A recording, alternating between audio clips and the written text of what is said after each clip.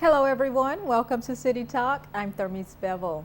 One best-in-class stadium, two teams, football and soccer. Falcons owner Arthur Blank says he's bringing a Major League Soccer expansion team to Atlanta.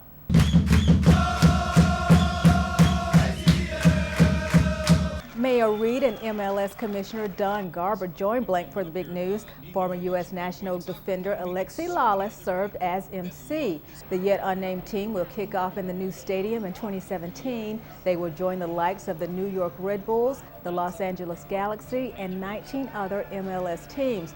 Garber says Atlanta has always been a target for an expansion team since the league's inception in 1993.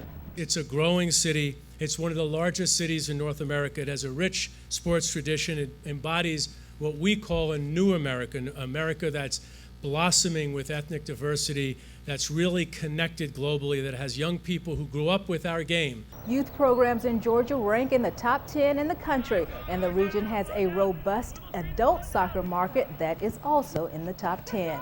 The area is already home to a professional team, the Atlanta Silverbacks, who play in the North American Soccer League. That league sits just under MLS. City Talk's Troy Danicus spoke with the owner about what the addition of a major league team means for them and why the time is right for soccer to blossom in the South. In 2017, Atlanta will be home to Major League Soccer's 22nd team. How about that? The announcement of an MLS expansion team coming to Atlanta was met with cheers and chants from devoted and passionate soccer fans. For lovers of the beautiful game, the announcement was a wish fulfilled. Arthur Blank's future team will be the 22nd MLS franchise, but it won't be the only pro soccer team to call Atlanta home.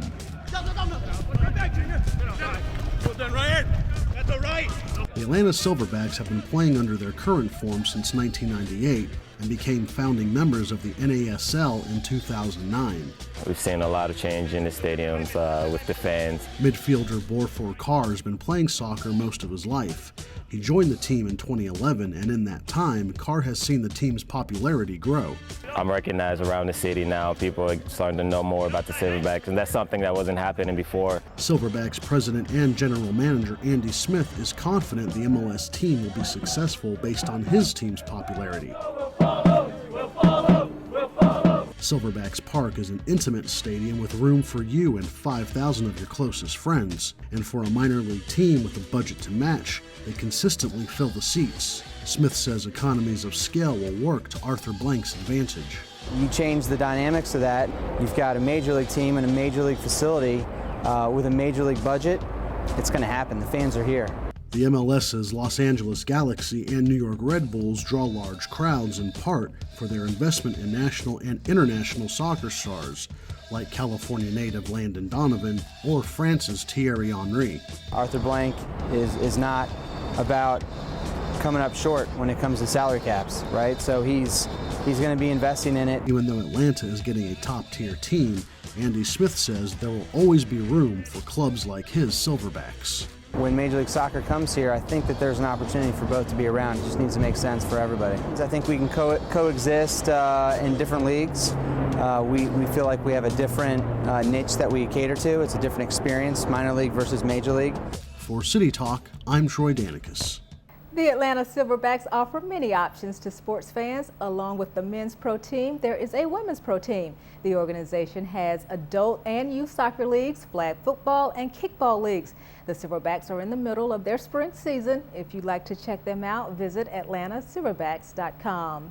Soccer is a global sport with hundreds of millions of fans worldwide and hundreds of professional clubs and national teams. Understanding how this massive sport is organized can be daunting, but we'll break it down for you. The governing body of global soccer is FIFA. It oversees 6 regions or confederations around the world. 2 of the most famous are Europe's UEFA and CONCACAF, which encompasses North America, Central America, and the Caribbean. Each nation has its own governing body that oversees the professional soccer clubs and national teams in that country. In the U.S., that organization is the United States Soccer Federation, which governs Major League Soccer, the North American Soccer League, and other divisions. Eco Depot, Atlanta's largest recycling event, brought quite a crowd to Turner Field for the city's annual Waste Recycling Day. Residents dropped off household electronics, hazardous waste products, paper that needed shredding, and cooking oil. Several organizations sponsored the event to encourage proper disposal. Councilmember Carla Smith says she is thrilled that more and more residents are taking advantage of this opportunity each year. This event is very organized, and you don't even get out of your car. We have volunteers here that they take the stuff out of the car for you. So you just drive in, drive through. It's a quick errand, and you're living right. Smith says she is committed to supporting efforts that bring tangible changes to how we treat the environment. We all have the power to change. That was the mantra on Earth Day, heard loud and clear in Little 5 Points. Employees from the city of Atlanta and a team of volunteers fanned out in that community and did some pretty amazing things. Here's Denise Quarles with more. Hi, I'm Denise Quarles for Channel 26, and today is Earth Day. Across the globe, people are out in the community doing their part to save our planet. Here in the city of Atlanta, we're doing two things. We're cleaning up and beautifying our community, and we are educating all along the way about preserving our great environment. A cadre of volunteers that includes City of Atlanta employees converged on Little 5 Points, located in District 2, to clean and beautify this historic and eclectic neighborhood. This is the first year that we've taken it away from parks and moved into neighborhood. 5 Points is a thriving small business community.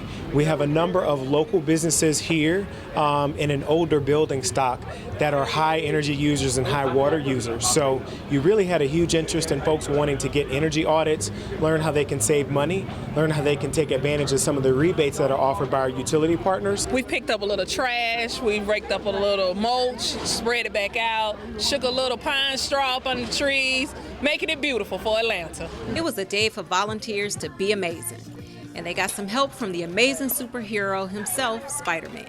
It's an initiative with Allied Entertainment, Sony Pictures with Spider-Man to be amazing.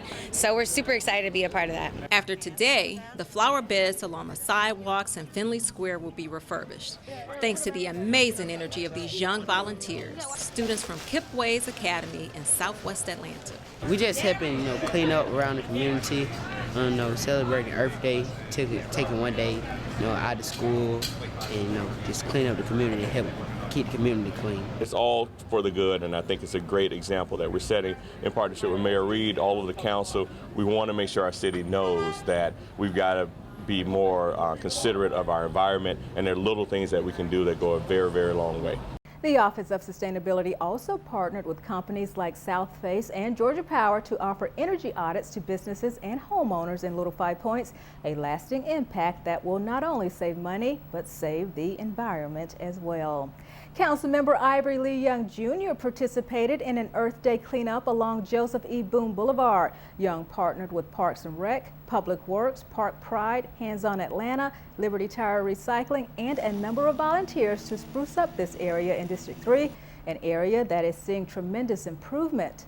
We're going to do our part to make sure that there's public investment over here that we hope will incentivize continued growth within the core of these neighborhoods. See, we've got some of the best residents in the world that have lived here all of their lives, and we owe it to them to make sure that growth and revitalization continues. Councilmember Joyce Shepard co-sponsored an Earth Day cleanup and Tire Amnesty Day. Atlanta and other major cities are experiencing an increase in litter, waste, and abandoned tires. Shepard and several partners picked up trash and debris and collected illegally dumped tires.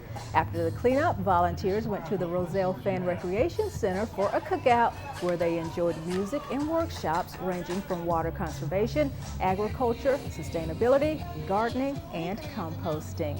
In District 5, constituents brought abandoned tires to Councilwoman Natalie Archibong's Tire Roundup. The roundup was an effort to tidy up East Atlanta neighborhoods. Their work went a long way to keeping Atlanta beautiful.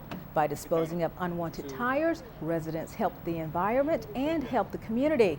In the last 13 years, thousands of tires have been collected in District 5.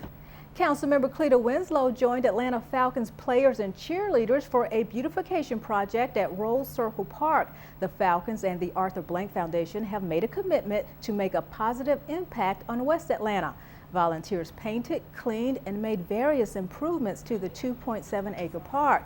A lot of people use the park on a regular basis. Children use it. It's used for various events. They use it for cookouts. This park is heavily used. And this park is part of the Beltline. The initiative was a partnership between McDonald's and the Falcons Rise Up campaign.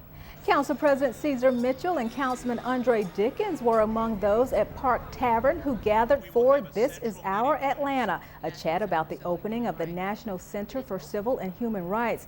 Doug Shipman, Chief Executive Officer of the center, moderated the forum that featured Dr. C.T. Vivian and Al Vivian. The conversation and the discussion this evening was wonderful.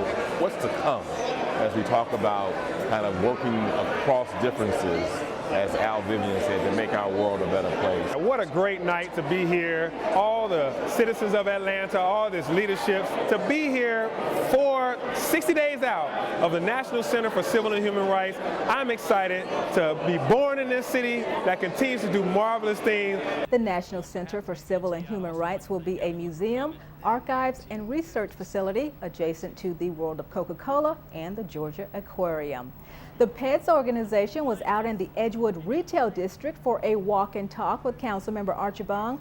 They observed conditions and discussed policy changes that can help Atlanta fix the backlog of broken sidewalks. It was a very interesting walk in that we saw some places where sidewalks were done well, but we saw other places where we could have had better design, and places where broken and missing sidewalks created hazards for the member of our group who was wheelchair bound. PED works with government agencies, community organizations, urban designers, and others to make Metro Atlanta safe and accessible. The Transportation Secretary stopped in Atlanta as the Invest in America bus tour rolled through. And the Chastain Arts Center features the work of two of Atlanta's emerging artists. Stay with us. Hi, I'm Councilmember Felicia Moore. Join me every other Wednesday at 10:30 a.m. for the Transportation Committee. The committee recommends legislation pertaining to the airport, MARTA, and oversees the Public Works Department, which performs traffic studies, installs traffic signs, sidewalks, potholes, and traffic calming devices throughout the city. As chair of the committee, I invite you to attend any of our meetings here at City Hall.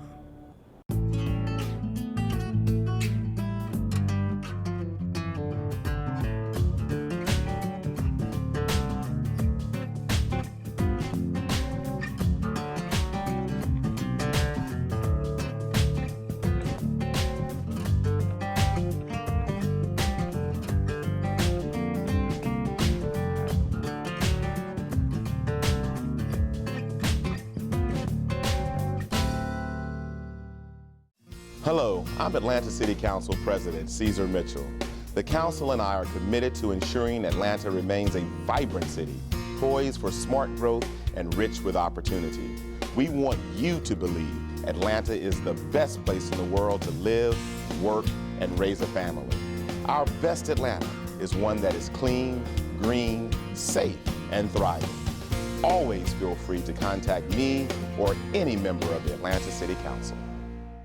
Cars were not allowed at Atlanta Streets Alive, a festival on the streets of Atlanta. Streets Alive closed roads and opened the streets to people who wanted to be outside. What a day to be outdoors, and this celebratory festival did not disappoint. Over in the West End, the 2.7-mile route traveled along the Atlanta Beltline to the south, Ralph David Abernathy Boulevard to the north, and Murphy Street to the east.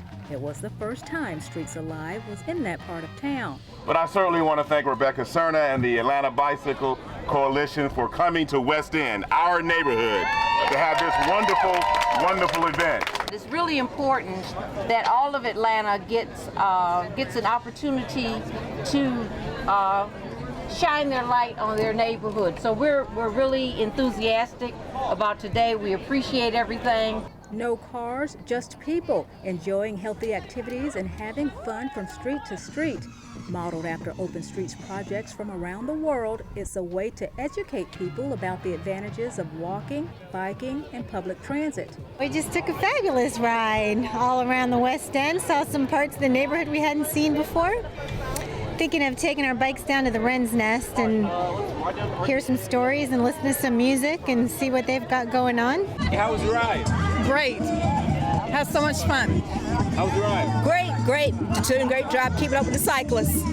How was the ride? Fantastic. Couldn't be better. Great weather, good exercise. Glad to be out here. It was a great ride through the neighborhood, West End. Yeah, a lot of fun. Well, I come out for all the Atlanta Streets Alive just to support it. Okay. I came out to learn more about West End, which I learned a lot from you this morning, so thank you very much. Okay. And just to learn more about people and ride bikes and take over our streets. All right. The block party drew about 10,000 participants who came out to support local businesses, to people watch, and to enjoy the city. We're out here in the historic West End, a neighborhood I grew up in, and we're enjoying Atlanta Streets Alive. We're expanding this initiative throughout our city. It's great to see so many families and children out enjoying great music, riding their bikes, exercising, great food, just enjoying the community, the great diversity that our city has. The event was organized by the Atlanta Bicycle Coalition to inspire a car-free day in Atlanta. Students at Fickett Elementary enjoyed their time with Councilmember Keisha Bottoms so much that she was invited back to help Fickett students create pop-up books. Councilwoman Bottoms read Sassafras Jones and the Search for a Forever Home to third graders at Fickett back in March when she was at the school to support a literacy program. Bottoms and the author of the book returned to Fickett Elementary because the kids wanted them to come back to show the students how the book was made.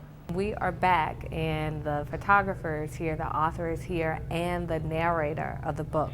So this is a really exciting day for all of us. I think I'm even more excited than the kids.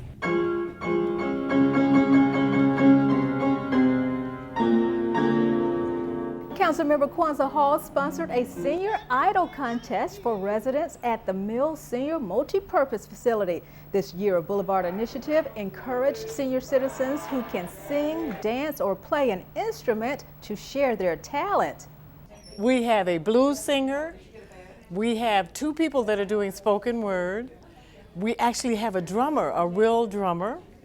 And we have a piano player. The rest of the people are singers. I never knew that seniors had so many different talents. I was one of the contestants. I'm a singer and writer and poet. I didn't do poetry tonight, I just sang. Councilwoman Archibong was at the Chastain Arts Center to congratulate the recipients of the Emerging Artist Award. The 2 honorees are District 5 residents. Getting the Emerging Artist Award from the city has been an incredibly valuable and validating experience. The work that I'm creating and the work that I'm doing is people are responding to it, people are appreciating it, and that really means so much to me. An exhibition showcasing their work was on display at the gallery. It was a Collards Cook-Off in East Atlanta. Councilmember Archibong joined a panel of judges for the Collard Greens Cook-Off. The East Lake Farmers Market holds the cook-off every year to celebrate the Southern delicacy and to support suppliers of locally grown produce. This is the kickoff of the season, and they will be open every Thursday from 4 until dusk and on Saturday. And you can come out and get your locally grown, most of it organically certified food. They do take SNAP and EBT. The cook-off benefits underserved communities by providing access to homegrown fruit and vegetables. Well, the weather is warm, and that means folks are getting out, getting fit, and getting healthy. Spinning, double dutch, basketball, and muscle toning. It's all ingredients for staying fit. The Grant Park Recreation Center is filled to the brim with people taking part in the Atlanta Fitness and Wellness Experience presented by the Department of Parks and Recreation. This is a wonderful event we're hosting today. The City of Atlanta has done a wonderful job engaging our young people, and today really signifies our attempt at really reaching out to all Atlantans. So tonight is about really reaching out to adults and seniors and saying there are so many opportunities across our city to get fit and stay healthy. All summer, the city will offer free fitness classes throughout the city. For a fitness program near you, visit atlantagA.gov/iParks. Who will run the world's busiest airport? The national search for a new general manager is down to 3. And Porsche celebrates the topping out of its future U.S. headquarters right here in Atlanta. That's next. Hi, I'm Alex Wan, and I serve as chair of the Atlanta City Council Finance Executive Committee. Our meetings are held every other Wednesday at 1 o'clock, and we focus on matters pertaining to the finance department, the budget, transfers of appropriations, taxing ordinances, public revenue, and expenditures for the City of Atlanta. Our committee also addresses issues regarding the city's purchasing functions, the Department of Personnel and Human Resources, the Office of Contract Compliance, along with several other duties. All Finance Executive Committee meetings are open to the public, so we welcome you to come join us for any of our meetings. Thank you. ATL 26, forward together.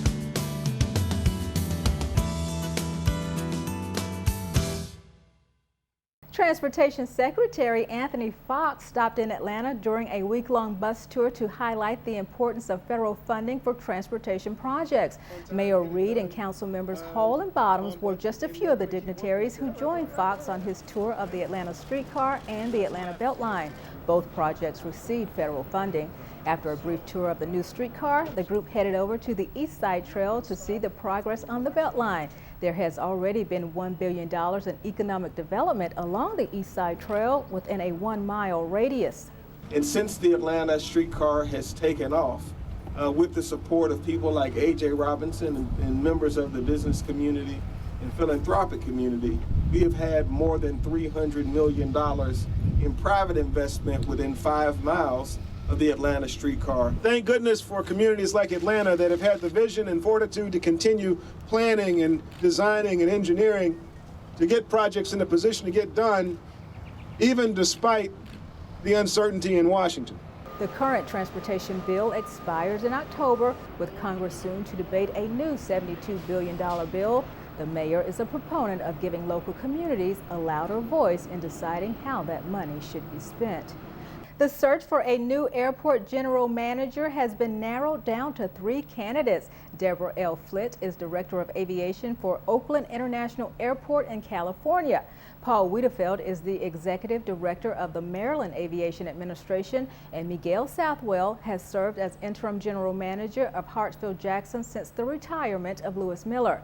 One of the duties of the new general manager, completion of the airport's master plan. Mayor Reed and other city officials joined Lieutenant Governor Casey Cagle for a topping out ceremony at the future North American headquarters for Porsche. The luxury sports car maker's 27-acre site will employ 400 workers.